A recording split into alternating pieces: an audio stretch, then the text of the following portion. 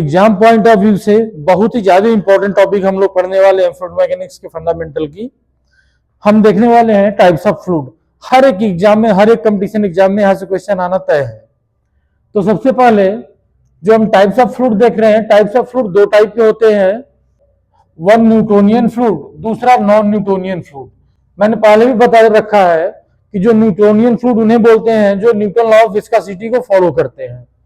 Newtonian fluid में viscosity हमारा constant होता है, जबकि इन case of non Newtonian fluid viscosity always very. फिर जो वेरिएशन देखते हैं नॉन न्यूटोनियन फ्लूइड को, इसको दो कैटेगरी में रखा गया है। पहला time independent and time dependent. जिनका टाइम से कुछ लेना देना नहीं है वो हमारे टाइम इंडिपेंडेंट में है। यहां पर तीन वैरायटी है, dilatant fluid, pseudoplastic fluid and Bingham plastic fluid. While in case of time dependent हमारे पास रियोपेक्ट्रिक एंड थिक्सोट्रोपिक दो टाइप के फ्लूइड है। जो डायलेटेंट फ्लूइड है, हम डायलेटेंट फ्लूइड को अगर देखना चाहें तो हमारा ये वाली curve, this is the increasing slope, मतलब slope of this diagram belongs to shear stress versus du by dy। मतलब इस डायग्राम पर जो भी हम ड्रॉ करेंगे इसका स्लोप हमको विस्कोसिटी देगा। इस डायग्राम में जो भी चीज हम ड्रॉ करेंगे उसका जो भी स्लोप होगा वो हमको विस्कोसिटी देगा। तो हम देख रहे हैं जो न्यूटोनियन फ्लूइड का है ये एक स्ट्रेट लाइन है, इसका विस्कोसिटी कांस्टेंट है।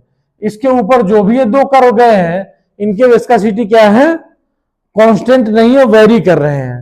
तो हम सबसे पहले बात करते हैं कैटेगरी वन की। टाइम इंडिपेंडेंट में हमारे पास dilatant, pseudoplastic and Bingham plastic आया।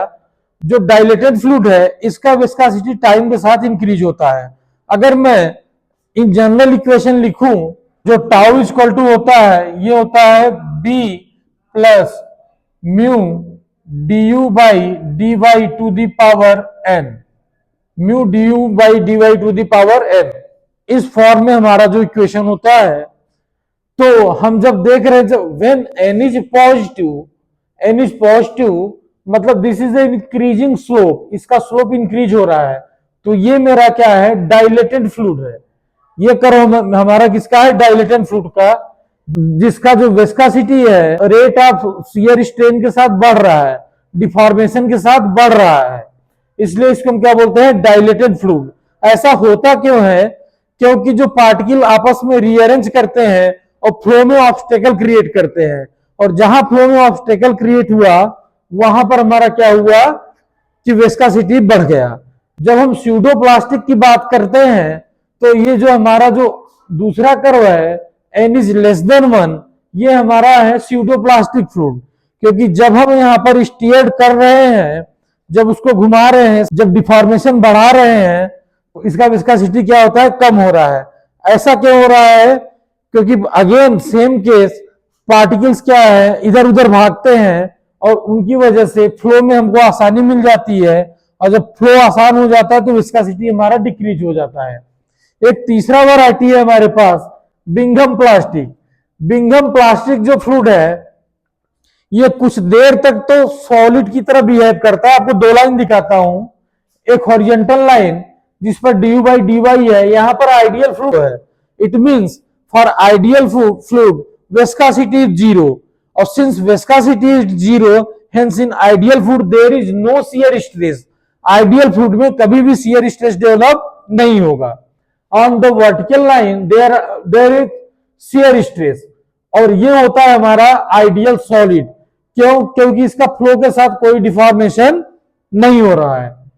तो यहां पर हमने आइडियल फ्लूइड देखा, तो जो बिंघम प्लास्टिक है कुछ हद तक कैसे बिहेव करता है, एज ए आइडियल सॉलिड।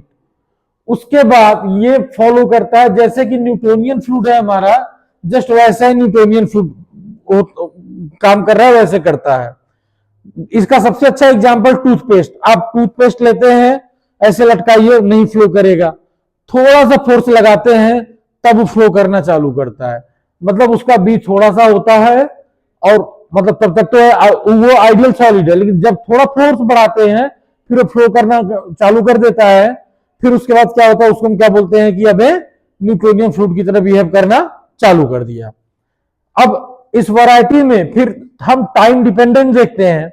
जो टाइम डिपेंडेंट में हमारे पास एक रियोपेक्टिक होता है जिसका टाइम के साथ विस्कोसिटी बढ़ता है, ऑटोमेटिकली टाइम के साथ विस्कोसिटी बढ़ता है। और जो थिक्सोट्रॉपिक है, थिक्सो से लग रहा है कि बढ़ रहा है, बट थिक्सोट्रॉपिक का जो विस्कोसिटी है टाइम के साथ क्या होता है, कम होता है। तो दो चीजें याद रखना, रियोपेक्टिक का टाइम के साथ विस्कोसिटी बढ़ता है और थिक्सोट्रॉपिक का टाइम के साथ विस्कोसिटी घटता है। क्लियर? अब एग्जांपल्स कुछ देखते हैं। जो थिक्सोट्रॉपिक के एग्जांपल हैं, यहां पर हमारा पेंट है, आप दीवार पर पेंट लगा दीजिए और थोड़ी देर वेट करिए, टाइम के साथ देखना वो नीचे गिरना चालू हो जाता है, इसलिए बार बार हमें ब्रश मारना पड़ता है। उसके बाद जेलिंक, क्ले सस्पेंशन और याद रखिए इनके एग्जाम्पल कॉम्पिटिटिव एग्जाम में पूछे जाते हैं कि ये किस वैरायटी का फ्लूइड है। तो ये बहुत ही इंपॉर्टेंट टॉपिक है, क्या होता है और इसके एग्जाम्पल क्या है। दूसरा, रियोपेक्टिक के एग्जाम्पल है जिप्सम स्लरीज, फिर ये क्या है, प्रिंटिंग इंक्स, और समटाइम्स आप लुब्रिकेंट्स आते हैं, वो होते हैं इसकी वैरायटी। जब बात हम इन तीनों के एग्जाम्पल करें तो सबसे पहले हमारे पास जो डाइलेटेंट फ्लूइड होता है, डाइलेटेंट के एग्जाम्पल है हमारे पास कॉर्न स्टार्च, वेट सैंड और कॉन्सेंट्रेटेड शुगर सोल्यूशन। और स्यूडोप्लास्टिक के जो एग्जाम्पल होते हैं हमारे पास पेंट है, पॉलीमर सोल्यूशन है, केचप है, ब्लड है, टूथपेस्ट है। लिपस्टिक जो होता है, जो जनरली वुमेन्स यूज करती हैं, लिपस्टिक भी हमारा देखना टाइम के साथ उसका क्या होता है, वो फ्लो करता है। तो लिपस्टिक भी हमारा किसमें आता है, इसमें थिक्सोट्रॉपिक में। क्लियर? ठीक है, थैंक यू।